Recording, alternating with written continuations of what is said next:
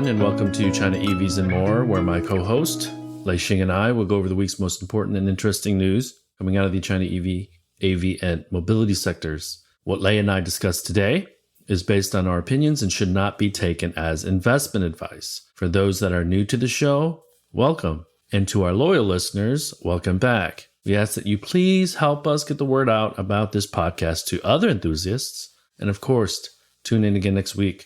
My name is Tu Li. I'm the managing director at Sino Auto Insights, a global management consultancy that helps organizations bring innovative and tech-focused products and services to the transportation and mobility sectors. I write a free weekly newsletter that we pull many of our discussion topics from. You can sign up for it at sinoautoinsights.com, which of course I encourage you all to do.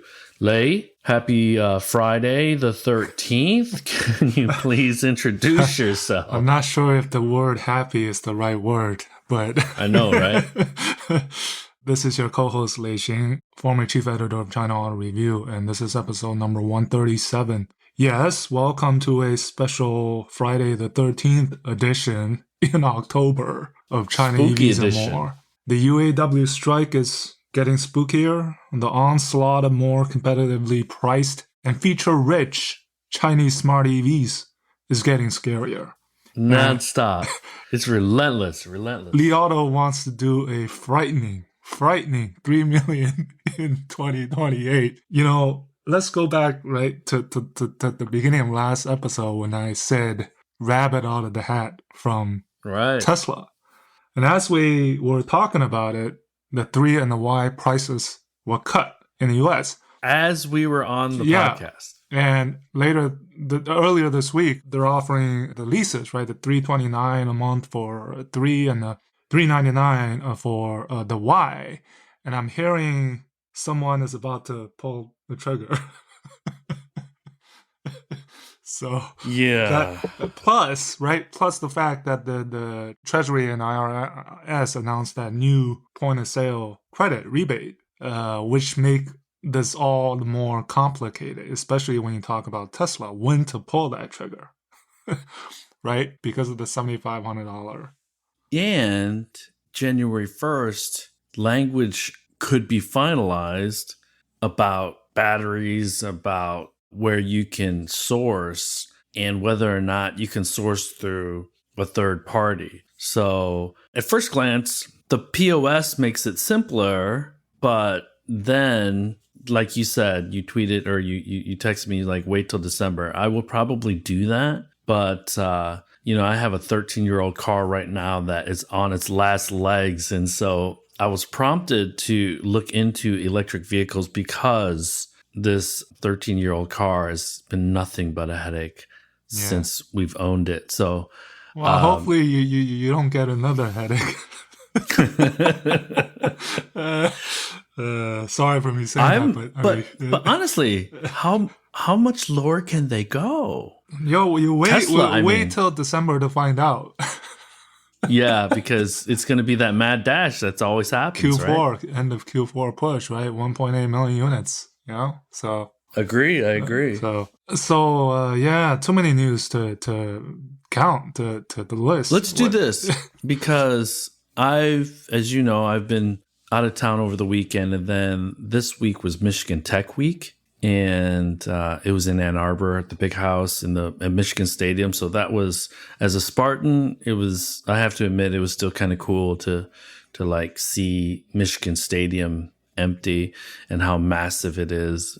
So man, okay. I do know that you've been tweeting quite a bit. Lots going on, as you'd mentioned in the intro. So can you tell us a few of the more memorable tweets this week that you've tweeted about with regards to certain brands, certain products, or the market in general? Well, I mean, Li Auto threw out 2 flags, right? So one was the planning for 2028 to be 3 million units. And the other one was that they hinted that they will get to 40,000 a month in October. Right. So in all likelihood, I mean, they'll get to their 360,000 for the year. And then next year, if you remember, they wanted to beat the BBAs. And the BBAs, Mercedes and BMW, they did roughly 600,000 units in the first 9 months. So they're about an 800,000 unit brand in China. And Li Auto, coincidentally, they all are between 650 and 850 most of the time. Yeah. All three of them. so their growth is, low single digit growth, whereas So it'll be effectively they're flat. yeah, so they're kind of flat or maybe on the way down. And I mean, we were talking about Porsche this morning, right? That was pretty dramatic, I think, for China. So they're kind of on their way down, whereas Li I got to Auto's- stop you there, Lei. Yeah. What did I say? I said Porsche needs to worry. And we're seeing weakness in Porsche sales in China. At least they got North America, right? So they got coverage. So, but Which is probably, I don't know, do you think from a gross margin standpoint per vehicle, China's more lucrative, I would think? yeah, what I would guess. But I was looking at the Q1, Q2, Q3 growth numbers, and they were plus 21%, plus 8%, and minus 12%. The 3 different quarter growths. And the only line that the presser said was challenging economic conditions, which you and I know what that means, right? Yeah, we have to remember that Q1, Q2 are smaller quarters than Q3 and Q4 in China. So the percentages are meaningful, but remember that it's a much smaller base in Q1 and Q2 generally for China market. Yeah. And the other, I guess, the big news is Volkswagen board and supervisory board members. I think there were like 24 of them. Probably they may have just left China, that they were in China earlier this week, meeting, I mean, vice premier, meeting in Hefei, going and visiting Goshen. It was a big trip. I mean, and it's becoming frequent. And they posted, Ralph and both He Xiaopeng posted some more details of their meeting in Wolfsburg. Yeah, as the board goes to China, He Xiaopeng and Brian Gu get their passport stamps again for Germany. Yeah. So I think, I mean, this Hefei is becoming the new, I don't know, what would you call it? The hinge, right, for Volkswagen Group. Well, it's Volkswagen Group's Wolfsburg for China. Yeah, exactly. And because of, what they're going on with Goshen developing the unified cell in both, I guess, LFP and NCM format. And they're the biggest shareholder of Goshen. They have Volkswagen Anhui, which is producing and exporting EVs from China. So we still continue to see Volkswagen Group executing on its strategy, because they also announced through their PowerCo battery division that they're going to be partnering with Umicore to have a joint venture called Ionity, I think. And it's going to help them source rare earth metals effectively for battery cells to be put in Volkswagen Group vehicles. Yeah. Yeah. So, and that's coming next, Q4 2024. So in about a year. You saw my tweet though, did you? About He Xiaopeng and Brian Gu with Bluma, Brandstatter, and who's the third guy? The Volkswagen brand China guy? Yeah. Stefan Mecca, or yeah. Mecca. Yeah. Yeah. I tweeted that picture, or I retweeted that picture, and I said honeymoon period. Yeah. Because Volkswagen Group is really trying to find any silver lining they can. They're seeing growth of the ID series vehicles sales in Europe and Germany specifically. So I think that's a plus, but they're still not able to gain any real traction in China, which has to be very, very, very, very concerning, because a point that should be made, and we can talk about Li Auto a little bit more, but if Li Auto's forecasts or projections are correct and 90% take rate for NEVs by 2028 in the China market, let me assure you that there was no legacy automaker that had that forecast at 90%. That means that ICE sales are effectively zero for most of them. Yeah. And they had to have had a forecast that looked way past 2030 to get to that 90%. And I think that forecast sounds really aggressive by Li Auto. And just to remind, from a number standpoint, last year was around 22 million cars sold in China. So in order to get to 90%, that means 21 million NEVs will be sold in the China market in 2028, according to Li Auto. Well, that's if, the overall threshold stays the same, right? Say if it would do, the same every year, and the only thing that's growing is NEVs. But come 2028, right, you have a good point. 3 million will look small if Li Auto's projection is correct. So let's back up, Lei. Yeah. Let's talk about what they announced and what they talked about this week. Who? So Li Auto. So Li Auto came out and reiterated that they want to be 3 million units in 2028 in the China market. And they had said that their forecast showed 90% take rate for NEVs in the China market by 2028.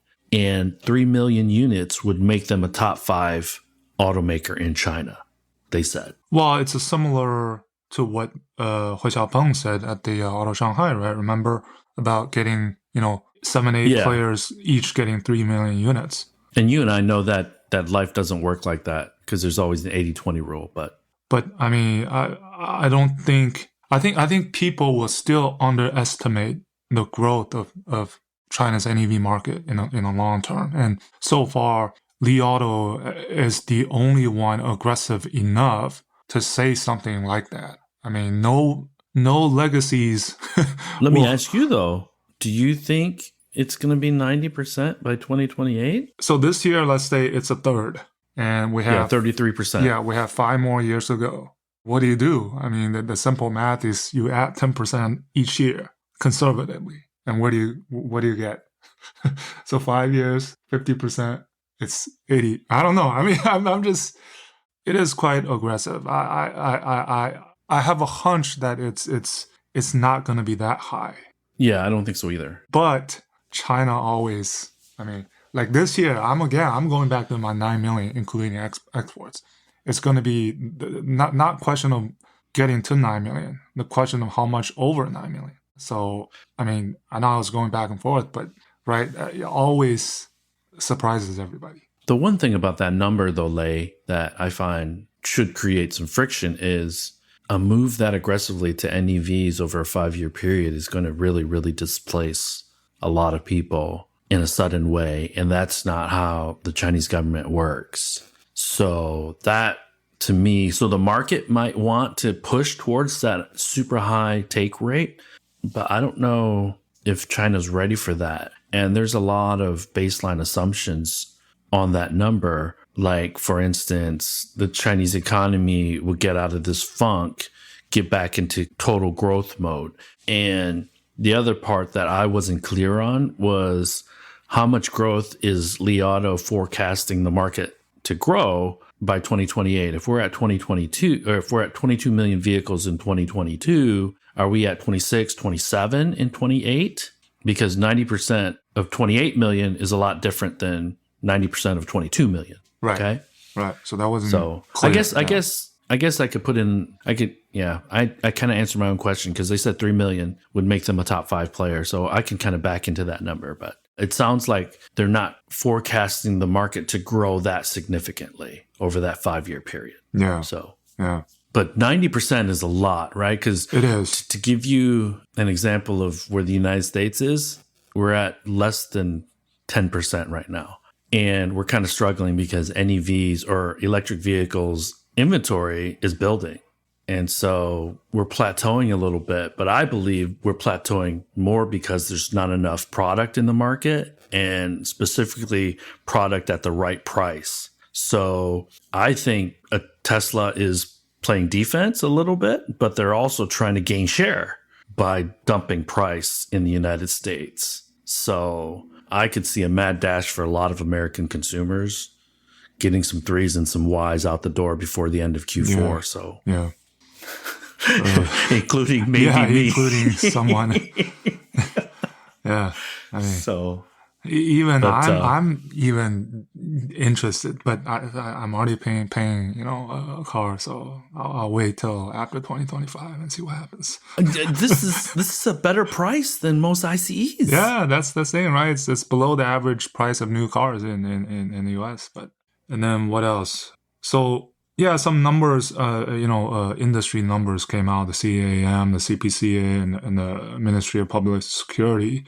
Basically all pointing one direction, that records are keeping a take rate, the records, right? Whether you're talking about domestic take rate or the overall sales, including export. And export in particular, it looks like it's going to head over to about 1.1 million NEVs exported. So that's out of my 9 million assumption. With a lot of those headed to Europe. Yeah. So yeah. And then just a bunch of, recently new models, like I said at the beginning, launching at very competitive priced, feature rich. Last night, right, the IM LS6 is one such example, hitting right into the G6 and the ITO M7 segment with ORN X and high level NOA all standard, starting from 214,900. Yep. But their sales have been poor.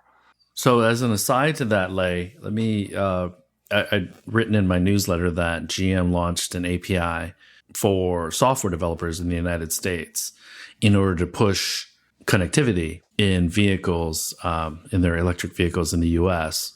And I have to point to China because of the level of connectivity, the standard features that you've just mentioned, where we're talking there's going to be hundreds, tops in the hundreds for each Chinese vehicle standard. So these orange chips, the systems are really, really high end for even basic borderline mass market vehicles, right? Yeah. And I don't know if GM and Volkswagen can do two sets of hardware software stacks, one for China and one for the rest of the world. And so I think they're really just trying to pull in connected vehicles into Europe and the United States. So look for the GMs and the Volkswagens to really begin to offer the same types of digital features or connected features in Europe and the United States that is happening in China. What do you think? It's China's all alone. I think what's going on there, there's the rest of the world is just a few miles behind, right? In terms of what customer expect feature wise. Look at competitive price, but at the same time, there's the second model priced above renminbi 1 million, the Hyper SSR, right? At the same time, you have these type of vehicles. That's a GAC Ion vehicle? Yeah, GAC Ion, the Hyper sub-brand, Supercar. Yeah, supercar. China's first supercar. Only one will be produced per day. Would you consider the Yangwang U9 a supercar? Yeah, I guess it would fall in the same category. Yeah. Okay. Hypercar or supercar or whatever. Right. Yeah, there's so many angles to study the China market. Yeah. And, I don't think it has anything to do with dumping. I just think there are so many brands that have really big ambitions. It might seem like dumping, because I will be the first to tell you, they can't sell in China, so they're undercutting the market in X country or Y country. But right now, and I spoke with, who did I speak with? Yeah, I spoke with a contact in Germany. They were like, a lot of Chinese car companies are actually pricing their European imports much higher than they are in China.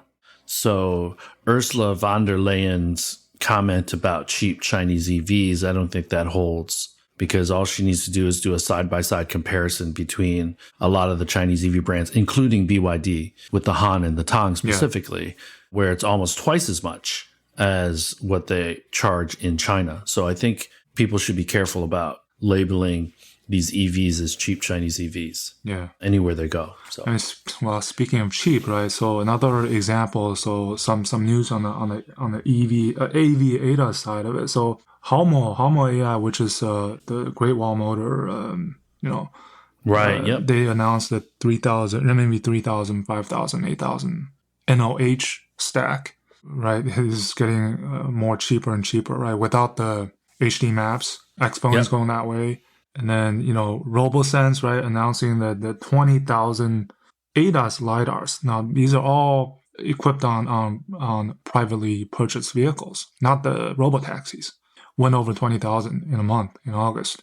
This is why also, Lei, I've spoken about this and we've spoken about this in the past. That's why LiDAR and all these sensor pricing is going to go much lower than I think Westerners think they will, because RoboSense, Hesai, InnoVusion, they're all going to fight aggressively. And unfortunately, I believe Luminar is going to get pulled down, because I know we talked about them really positioning themselves as a premium, and they're moving into more different sectors within the connected vehicle space. But their LiDAR, I think, is just going to get pulled down because they want to compete in the China market. Well, they're supplying Rising Auto as an optional package, and Rising Auto is not, the sales similar to IM haven't been really doing well.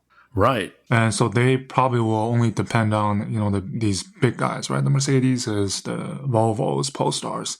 And we have to remember that with LiDAR specifically, it's a different commodity than a typical traditional OEM supplier tier one part. LiDAR needs to be calibrated. LiDAR needs to be integrated into the hardware software stack.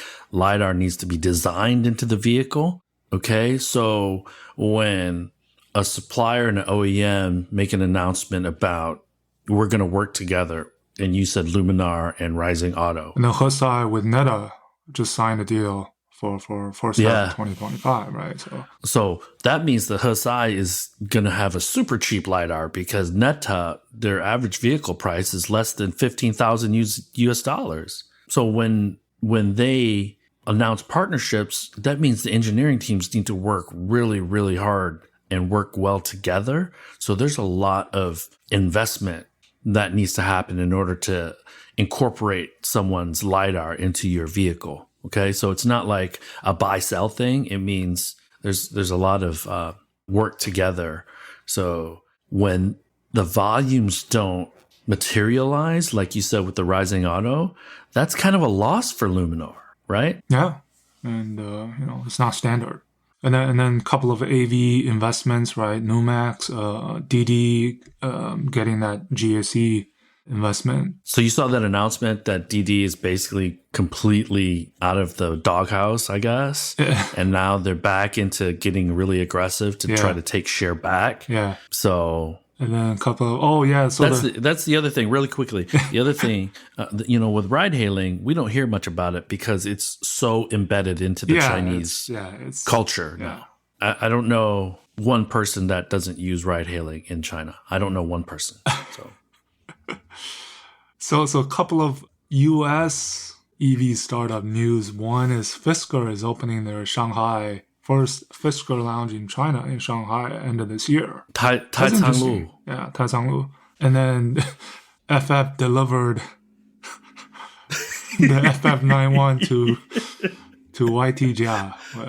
Still alive. That is.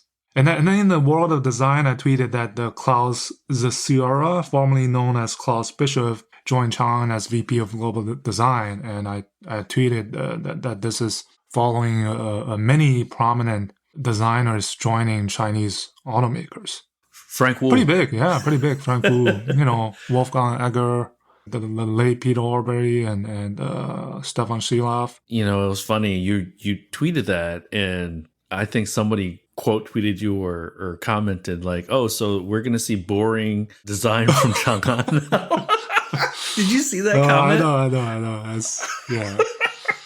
And I was like, "Oh man!" But honestly though, Lei, some of these designers are trying to stay relevant. Yeah. But go back to LA Auto Show when we talked to Klaus. If you remember, he already had some harsh words for Volkswagen Group then. And only earlier this year that he gave up his group design role.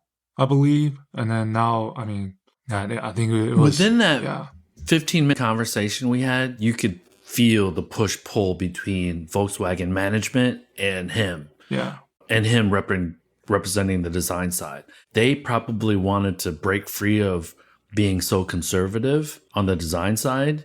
And I got the impression that Volkswagen was really trying to just maintain status quo. And he sounded frustrated. yeah. And that was within just a 10-minute, 15-minute conversation we had with him on the floor of the LA Auto Show. So, All right, and then the other one, just I mean, you wrote in your newsletter. I think big chunk of it is just the latest on the UAW strike, which is a month old, right? It was four Fridays ago when it started, and it's getting worse. I don't know where this headed. Well, what's your take? When is it going to end? Let me ask you, if it ever will. So I predicted that it would be ending after Halloween, but before Thanksgiving. And all right, the UAW for sure dialed up the level of intensity because the Ford Kentucky plant builds the Super Duty, F-Series Super Duty, the Ford Expedition, and the Lincoln Navigator. And those vehicles probably bring between 10,000 US and 20,000 US, 25,000 US profit per vehicle. It is the largest factory for Ford Motor. It generates almost 30% or 20% of their revenues, 1/6 of their revenues globally. yeah. So, but it also highlights, and nobody has mentioned this, it also highlights how single country or single region and focused Ford is, and how something like that could, if for an extended period of time, a strike at that factory could cripple them. 1/6, one factory, because they have hundreds of factories around the world, right? So It looks like Ford is right backed up against the wall. They have no more concessions to make, right? Based on what they're they do, because I don't think because GM put on the table that the battery cell factories could be unionized, and I don't think Ford has offered that. Now the UAW might be trying to force feed them that, but remember that Ford already has the most UAW employees in the United States between Stellantis and GM. That was the point that they made. So, and I think that GM, that was a big concession because GM hasn't really announced, outside of the Koreans and the Japanese, any cell factories with any Chinese partners yet. So, but speaking of the Chinese battery cell manufacturers, Lei, do you think that LG and BYD, the joint venture that they've created in Seoul to primarily produce LFP cells for the European and US markets, do you believe that to be an end around, that they're trying to get around the Inflation Reduction Act? And do you think that the US government is going to allow that once they finalize and the ink dries on all this language? Well, the answer to the first one is yes. And the second one depends on, right, we're still waiting on this entity of concern, how that, if it's, where does it come from? Where does what come from? What is the originality? I mean, these are debatable. So I think they will find it. I mean, the Chinese Battery Inc. will find as many loopholes, let's say, or end around as much as they can to meet whatever the regulations or the policies are in place. And remember, this is not just for the Chinese battery cell manufacturers, because Korean manufacturers that are disadvantaged, because a lot of Chinese or Korean EVs are currently imported from Seoul or from Korea. Yeah.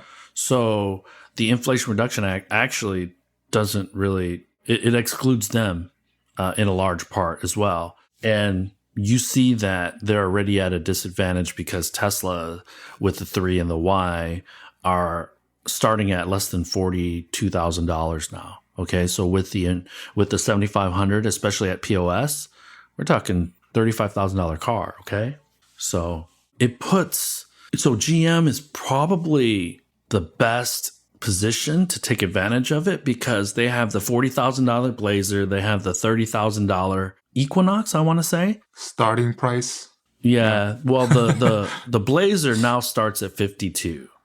So if I get a check or if I get an instant rebate of $7,500, that's a $45,000 car. That's where it needs to be. That's the price where it needs to be. And then the Bolt is going to be a $30,000 or $35,000 car. And so we're getting into under $30,000 with the $7,500. So to me, GM seemed pretty well positioned to take advantage of the Inflation Reduction Act starting in 2024.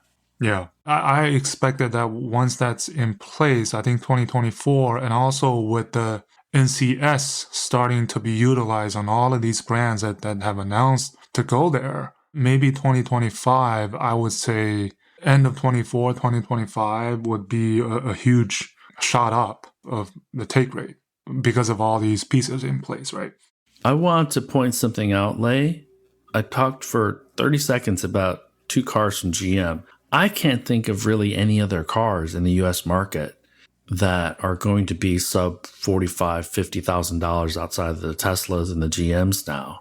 And if we did this about the China market, we could talk for an hour about all the products under $45,000. Yeah, I think right now, if you look at China, this probably goes into maybe our last topic of today, which is we were talking with our good friend Steve about Xiaomi. Now, let's say if we divide the segments into 100,000 renminbi buckets, every one of those segments are. So hold on a second, full. Lei. Yeah. When you say 100,000, we're talking 15, depending 000. on the FX rate, 15 and 17,000 US dollars. Yeah. So if we put those in those buckets, right? Starting at 150. Yeah. So it's full. Every one of those segments is full. So what Xiaomi is facing now compared to when they announced in 2021, the climate, the cutthroat competition, the yuan is completely different. So I think that's why they are, I think, under a lot of pressure. First to deliver, and then to get these licenses, and second, really to have a product that'll compete. It's right. It's their work is cut out for them compared to 2 years ago. And you better believe that, and this is where I'd like to talk to Frank offline a little bit, but you better believe that Xiaomi a year ago, they had a list of features that they were going to make optional and try to make margin off those features. They've pulled them into standard features for launch. Yeah. And now those margins are gone because not only can't they sell them as optional features, but they probably have to reduce the overall price that they had targeted at launch initially about a year ago, because that price is not going to sell the vehicle at all. They probably have to lower it by like 50, 75,000 RMB, in my opinion. It is my guess. So, yeah. Because I was surprised when Jiyue said 259,000. I thought they were going to be well over 300,000 RMB when they launched. So, yeah. Xiaomi, there's a few issues. So the license, so they got the NDRC license, still waiting on the MIIT license. Manufacturing, I think they're going two paths, right? And then also on the technology route, they're also going with two paths, so BEV and the EREVs. And then battery, so the latest I heard was that they may go with EVE instead of BYD. Which is a risk. And the other one should be a CATL. But, these are still swirling around. So my week, starting last Friday, I went to back to the Bay Area, had lunch with an old Apple colleague who's still there. Still there. And, just living in the Bay Area, I felt, or him living in the Bay Area, doing really well. He's like 18, 17 years with Apple. So what's his level now? What, isn't there like a level within Apple? Like, yeah, he's like a senior director VP, I think. Okay. And so, but just talking to him, because he moved from Santa Cruz to San Jose because Apple is requiring 3 days a week in the office. And so that could get back to 4 or 5 days in 2024. And so he didn't want to do that commute. But talking to him, because he's a big car guy, he drives a Rivian R1T. I drove his Rivian R1T, and I wanted to get one. I was like really impressed. I've driven one before, but not for super long. I got to drive his for a while, and he's loves it. And he has driven many cars. He's more of a German guy, a European car guy. And he told me specifically, because, I'm from Detroit, and so we talk cars all the time when we were working together. He told me he was never buy an American car. So, well, Rivian is American. yeah, that's what I'm saying. But that's what he was like, remember when I wrote, this was probably 3 or 4 years ago, I bought that e-tron with my buddy in Silicon Valley. Yeah. That was him. He's the one that oh wow, okay, had to return the e-tron for like 6 months because they had a battery issue. So anyways, this is what the OEMs are up against, because I want to be clear here. China, from what we had just talked about, is completely in the smartification phase of electric vehicles. Brian Gu said it, yeah. And with the orange chips, with the NOA coming in, and all these standard features now, we've gone past electric vehicles and range anxiety. Europe and the United States still gripping with that. And then I got flashbacks, I got PTSD when he was talking about his typical day and what he was still doing and stuff. And I was like, man, the OEMs have to really compete with this, because he reminded me about the level of detail that Apple works and operates at. And yeah. He works on the finance side, and he was like, not even a million, couple $100,000, few $100,000. That stuff's not accounted for. It's always going to be accounted for. People will get a lot of visibility if they miss any small detail. And I was thinking to myself, and these guys are the largest company in the world, and they're still scrutinizing to a level of detail where I worked there a lifetime ago. But the level of detail, because of what Tim brought to Apple, is still there. And it should be no surprise as to why they're the most valuable company in the world, because they ring out operationally. They should be given a ton of credit for how efficient they are operationally, like from a supply chain, from a, not stocking out. Right? Because part of being operationally efficient is being able to sell. Yeah. Okay. And then not only selling in high volumes, to be able to supply that. Right.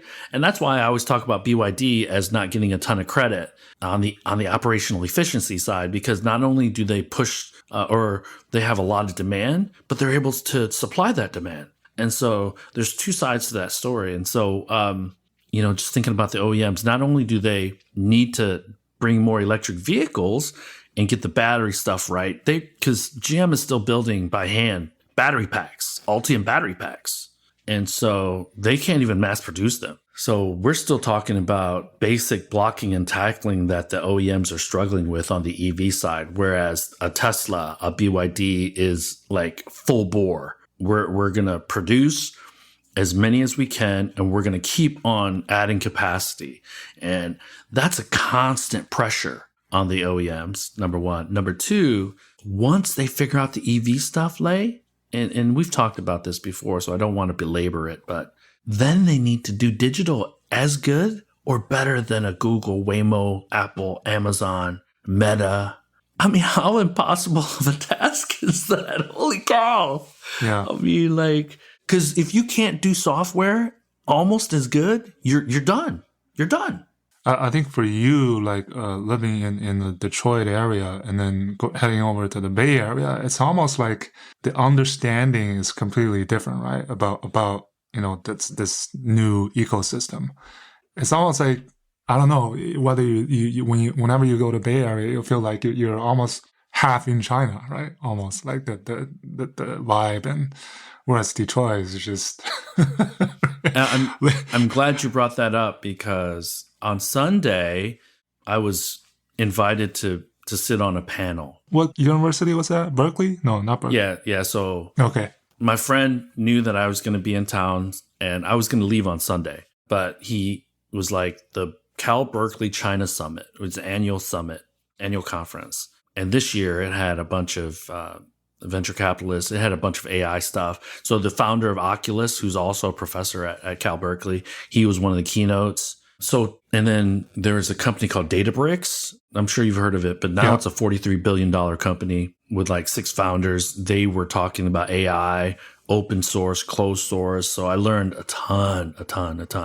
And then my panel was all about trade and supply chain stuff between U.S. and China. So for those of you have heard about Flexport, Anthony Chen, who's employee number 1 at Flexport, he was also on the panel, and one of the managing partners at Foothill Ventures, who specializes in AI investment. He was part of the panel as well. And so I talked about electric vehicles, and unfortunately, there was a lot of interest. Not unfortunately, but I'm kind of being facetious, because even the panelists were like asking me questions about the EV sector in China. And so after the panel was over, I was approached by a number of people, and I wrote this in the newsletter. It's not lost on me that more people in Silicon Valley knew about the Neos, the Xpungs, the BYDs than anyone in Detroit. And that's what I was, getting at. Yeah. But you know me, man. I don't want to live in that bubble, and I want to push. And I feel that Detroit can compete, but I'm that tiger dad, Asian tiger dad for Detroit that's trying to push them and be tough. But it certain moments when I'm talking to people, I just come to the realization that it is almost like an impossible task. Yeah. But and then, one of the highlights, I got my selfie with Amy Chua. Yeah. the original Tiger mom. So my wife and I, on a personal note, really quickly, just, we don't struggle, but, we're trying to balance the Asianness in us. And the Westerners.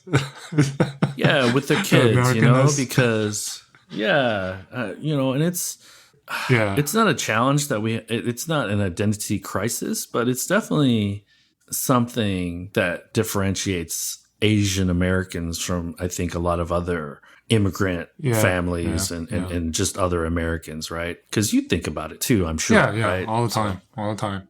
But so it doesn't look like we'll great. We'll get another chance in about a month to head west. Yes, sir. And I saw the last thing is I met a couple of founders of some startups, and what they can do in a 2-3 week period would literally take 2-3 months, 4 months here. Okay. Yeah, that's another quick anecdote. There's old executive from Salesforce, and was working at one of the Chinese tech companies. And he said that what took 6 to 7 months for his Salesforce tech team or his dev team to launch, it would take about 3 weeks in China for his dev team to finish and launch. So. I'll give you an example. So, when I was in China in the summer, right, I've test driven quite a few of these smart EVs. And now with all the iterations, they're so fast, I feel like those are already old. And this is only since I came back in August, so July, 4 months, 3 months. That's how it feels. How these tech iterates and become better and cheaper. That's the difference. And this has nothing to do with subsidies, the Chinese government. No. That's the level of competition. That's the level of determination from a entrepreneur founder perspective, management perspective. And also our good friend Fate, who runs CNEV Post, one of the better websites for sure that cover the Chinese EV sector. He posted an article last night or this morning about how NIO is pulling in another refresh of its vehicles. Faster, right? Yeah. Yeah. So that points to they know that their vehicles still aren't as competitive as they could be. So, hey, Will, if you're listening, actively listening, jump on up and we can talk for a minute or two. But how can they keep up? Yeah. To add on what I said, so the Chinese customers now expect their smart EVs will, in fact, get newer as time goes on. And that's what you were saying, right? The NIO. And they can't slow down. Yeah. Because there will be someone else that will trump them. And this is the crazy thing, Lei. The physical features of the vehicle aren't as important.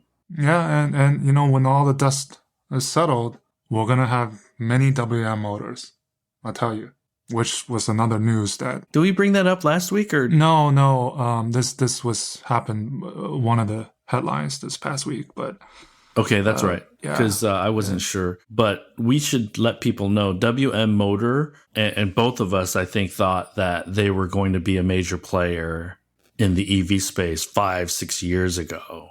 And they never caught any breaks, and they filed for bankruptcy. So it's There's Freeman some pictures Shen of their headquarters with all the stuff getting on moved the floor out, right? And, Yeah. So. And Freeman, he's MIA.